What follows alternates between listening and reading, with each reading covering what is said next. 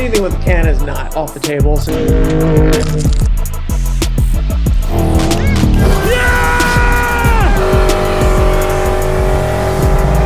I broke it. Why we keep Hoonigan and Hoonigan Racing separate? So honestly, isn't that smart of an idea? I'm really happy about this today. It's party time. Let's go.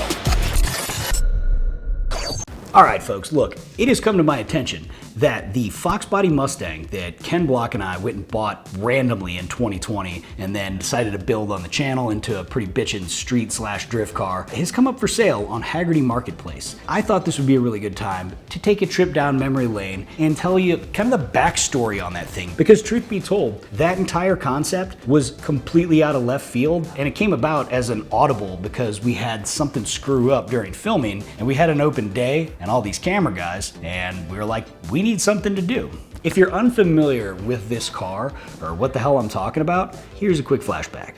I don't know, got the wild hair to start checking Facebook Marketplace for, I don't know, maybe a Foxbody Mustang. Picture yourself rolling. That's what we need to do, is go get a Foxbody today. It's your bottom barrel today, cash with a dollar sign in hand price. Any chance you can meet us at the airport? Flying from Salt Lake City. With cash. At least it'd be a nice fun drive back. Going to jump in the car, get to a plane, fly to Denver. This is it. You ready to party?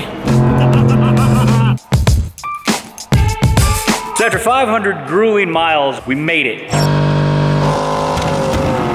This could be my daughter's Swift car. We're gonna make some upgrades, get it all fixed up.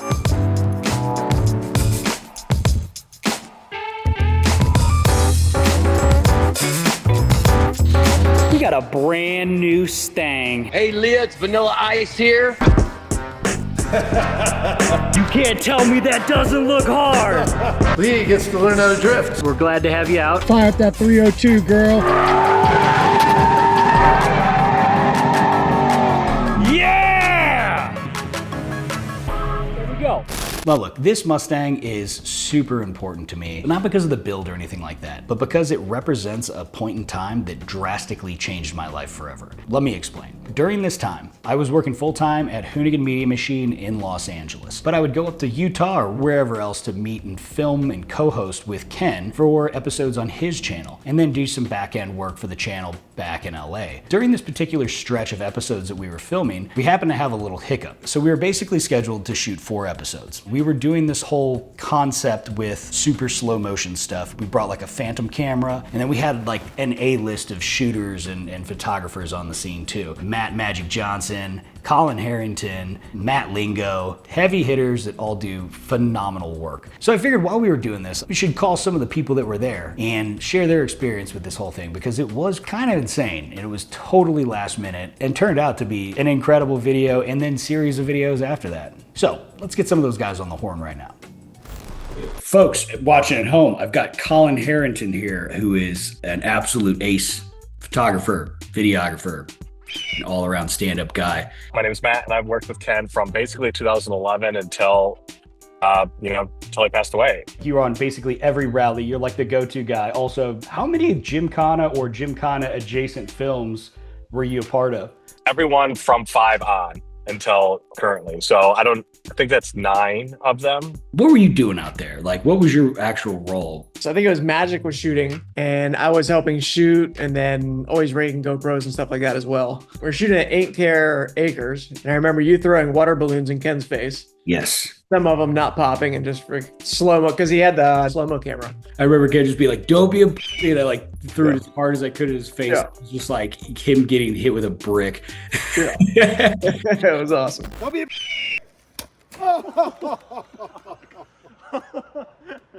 I'm saving that. Oh man. God damn it.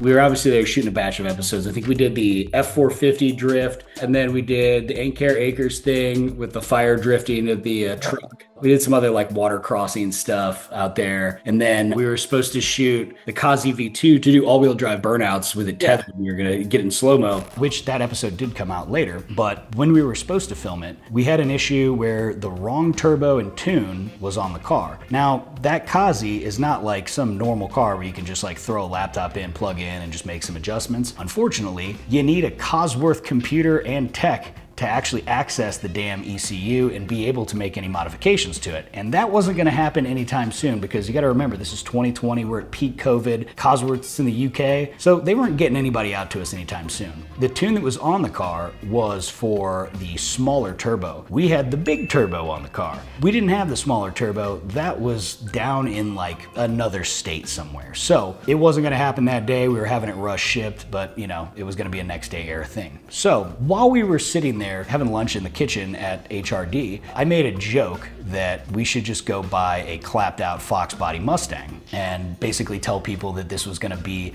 the basis of the Hoonifox. Now, let's take a step back in time here really quick. The episode that had just launched on Ken's channel the week before was the unveiling of the Hoonifox concept that Ken and Ash Thorpe had created that was gonna be the next Gymkhana car should the Ford contract be extended. At that time, we're at the very end of Ken's Ford deal. It was on Ford for 10 years. We were trying to work a renegotiation and basically re-up for another stretch of time, or we were gonna have to go to a different manufacturer, which inevitably would be Audi. That's a much longer story. We can do that at a different time. So that was gonna be the next Gymkhana car, and honestly, it would have been really badass if it was, I have to say. Ash Thorpe does an incredible job of his designs, and Ken was really stoked on it because it was basically gonna be like a badass version of all of his 80s dreams combined into one package. But that episode had been doing really well. It picked up a lot of steam, a lot of press all over the place. So the joke had some relevance to it, but honestly, I didn't ever think it was gonna be a real thing. I mean, let's face it, who's gonna picture Ken Block rolling in a clapped out 5.0? But about 30 seconds after I made that comment, Mr. Magic Johnston yelled out, "Oh dude, found one. This is perfect. It's beat. It's pretty haggard looking. I mean, there's like missing a back window. There's chunks of paint missing. You know, it looks like your typical drop top Foxbody Mustang that's just been driven through hell and back and beat within an inch of its life." So we started making jokes, you know, like, see if you can lowball and blah, blah, blah. Ask for rock bottom cash price. Yeah, what's your rock in cash? Make sure you put cash. And then, but the S should be a dollar sign though, in cash. Somebody said, hey, let's see if we'll take $4,500 for it. Well, eventually the guy agrees, but then we realize, oh, this guy lives in Colorado. The car's nowhere close, so we're like, whatever. You know what, it was funny while it lasted. But then Ken was like, why don't we just fly to Denver and buy it and drive it back? Anything with the Ken is not off the table, so it was just kind of weird. It all came together so fast, and it was like, oh yeah, let's buy a car. Oh, there's one in Colorado. Okay. I remember like sorting the logistics out within 5 minutes. It was like really quick. Like, hey, if we're gonna go today, we got to take this flight at 3 to get back. Like It was like a quick hit. Look, man, we want to come and get it. Any chance you can meet us at the airport? We're flying from Salt Lake City. With cash. And it just literally was just like, boom, boom, boom, and happened, and all of a sudden you guys are getting dropped off at the airport. Here, take some GoPros, and off you went. We fly out there, this guy meets us, and this thing is just as hilarious as it was online. It's got shorty headers, no cats, Flowmasters, so you know the sound if you know old Foxbody. That's the sound. Yeah, buddy. This is it. Everything basically, like, it was perfect for what this concept was. From that point, it was, can we even make it home? So we decided to just roll the dice and go for it. Sure enough, that thing it ran like a top. But here's why this car is important to me. During this trip back is when Ken actually asked me if I wanted to move up to Utah and be director of marketing of Hoonicorn Racing. You know, we had worked together a bunch, doing a bunch of co-hosting together. We always got along really well during that stuff. But truth be told, like, I had never had an actual marketing job. And so I figured this is a little bit out of my wheelhouse. But as I've found, this has happened many a times in his life, and I've heard this from other people, that basically he was just like, no, you got it. you're gonna figure it out. It was with him saying that with confidence and like seeing something within me, I guess, he got me to basically believe in myself and take a huge risk and take the leap to pack up all my basically move up to Utah and get a PhD in marketing, man. Like, working under Ken. By doing that, that changed my life forever. Not just in like all of the lessons I learned, but it gave me a ton of opportunities that I would have never gotten otherwise. I got to meet some incredible people. I got to build some like great relationships, and then I got the craziest trial by fire education I have ever experienced in my entire life. And for that, I am forever grateful.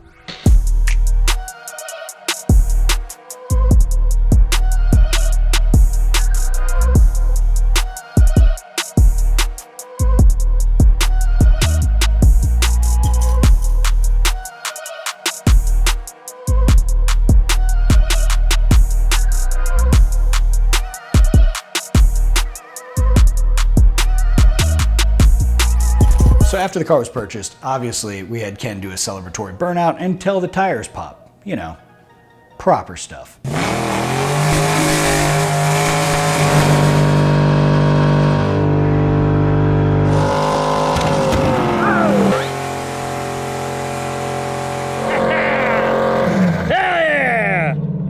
Once that was complete, it was game on to getting this thing absolutely dialed in to be A, something that was cool, B, something that was functional, and C, something we could use to teach Lia Block how to drift on, because her 16th birthday was coming up, and you know what? No child of Ken's is not gonna know how to rip.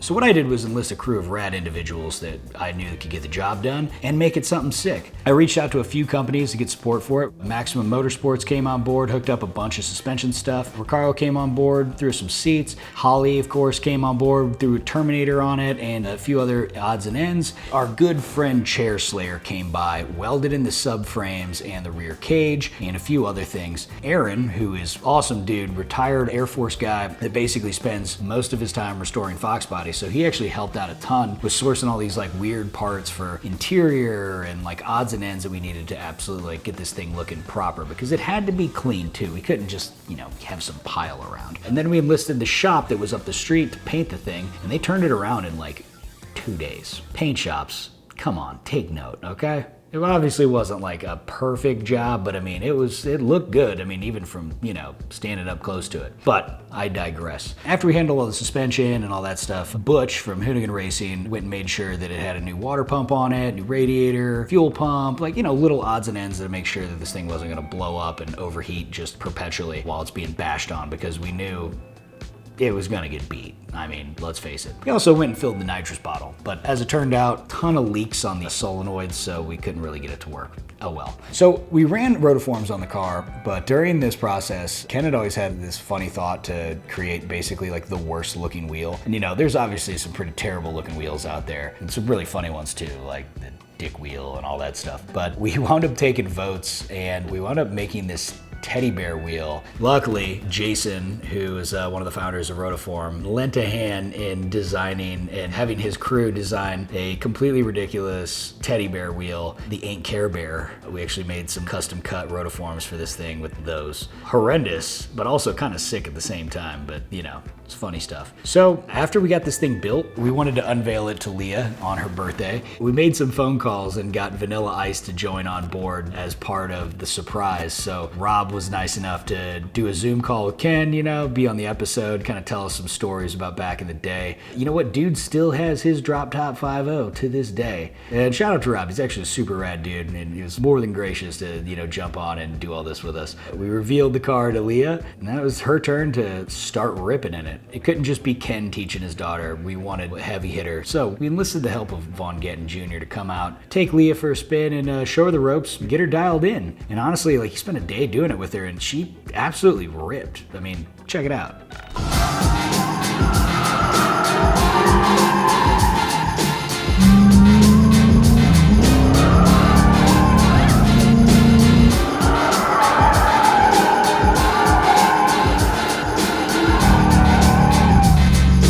During filming of that, we noticed the car started overheating a bunch, and we were like, what the hell's going on? And I think we even drilled holes in the front bumper to get a little more airflow to the radiator, because those are notoriously, they don't have like a whole lot of space. But we were thinking about the thermostat, and we wound up pulling off the housing, and it didn't have a thermostat. So it was basically moving water through it so fast that it had no chance to like cool down inside the radiator. Once we got a thermostat in, it was good to go. We were back at it, and Lia smashed the thing, man. Like, she did good. There was a couple things that she had like little hiccups on, because the car would do kind of like weird snap steer stuff, but once she got it pinned, man, she nailed it. It was awesome to see, because she had just learned how to drive stick like a few weeks earlier, and she had only done it one time, so she was really getting thrown into the fire on this one. But she's got that killer instinct and never say die attitude, and she was not about to let it go until she got it, and it was super fun. So after all of that, it wasn't exactly like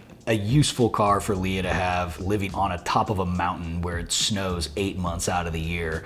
I mean, that thing just barely got traction as it was. And plus, you know, it really wasn't her style. She wanted something a little bit rowdier. Oddly enough, like old Audi stuff. I feel like Scotto had something to do with that though. So we wound up running the car as a giveaway. That did pretty well, and I believe a gentleman who won it seemed pretty stoked about it, and it was actually sad to see the thing go, because like we had spent a bunch of time building it and like having fun with it. It was like, honestly, like it's a sick car, you know? Like it was done pretty damn well. Sure, it's been beat on a little bit, but those things can take a flogging. I don't know its history after it left, but apparently the guy didn't really drive it too much, didn't really put any miles on it, so he wanted to see it go to a home where it can be appreciated. Just go through listening. This thing's still in incredible condition, right? It looks just as good as when it left us. Obviously, it's got the Maximum Motorsports full suspension kit, subframes, all that stuff. It's been reinforced. Obviously, as a convertible Foxbody, subframes that are like weld in are a must on those cars. The motor is basically stock. It sounds like it's got like an E303 cam, you know, like the basic thing that everybody puts in a 5-liter. But man, it sounds good. I hate to say it being mostly like a Chevy guy, you know, but small block Fords sound so damn good. And this car sounds great as it is.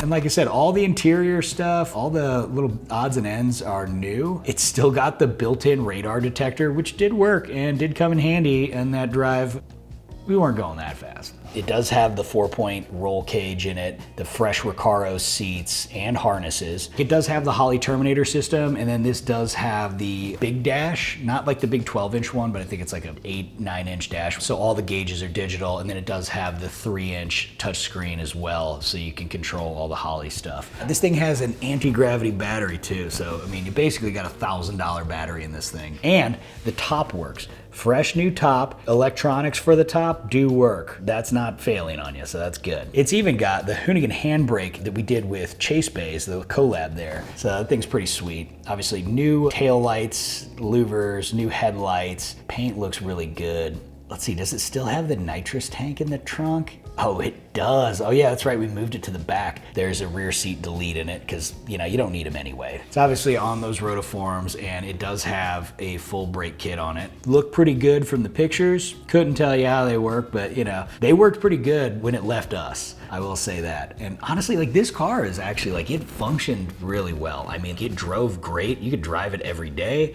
and you could slide it great. I mean, it actually like worked really good as a drift car. Honestly, it's a good car and it's sick. Somebody's gonna go home with an absolutely drop top 5.0, whoever wins this thing. I'm not gonna lie, I am gonna bid on it. I don't have space for it. I have nowhere to keep it, but you know, it means something to me. But yeah, look, this thing is an awesome car. Whoever wins it is gonna have a great piece of history and a piece of my personal history too. Hopefully I win it, but you know, I don't have a ton of money to be throwing at this thing, so we'll see how it goes. But buying this car, building this car, and being able to share this experience with everybody and being able to get to know Ken better by taking an 8-hour road trip in it, it was dope, and it's a very special piece of my life. So I hope you guys enjoyed this little trip down memory lane. Maybe you learned some new stuff about the car, but happy hunting. If you're bidding for it, I support you. If somebody wins this, send me a video of you ripping a big old burnout. You gotta do your boy Ken justice.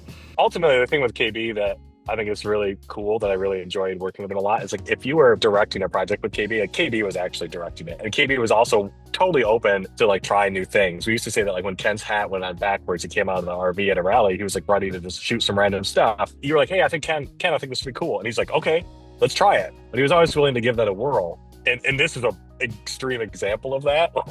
This took that to the next level. He was great. He always cared about the shop and always cared about doing everything really good. I don't know, he had a vision. Not many people have that particular vision and the skill to kind of do it all. So I appreciate all you guys. Thanks for watching.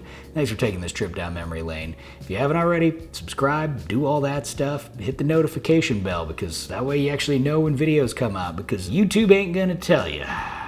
That said, we're out. We got a lot of cars to build right now. So, see you on the next one.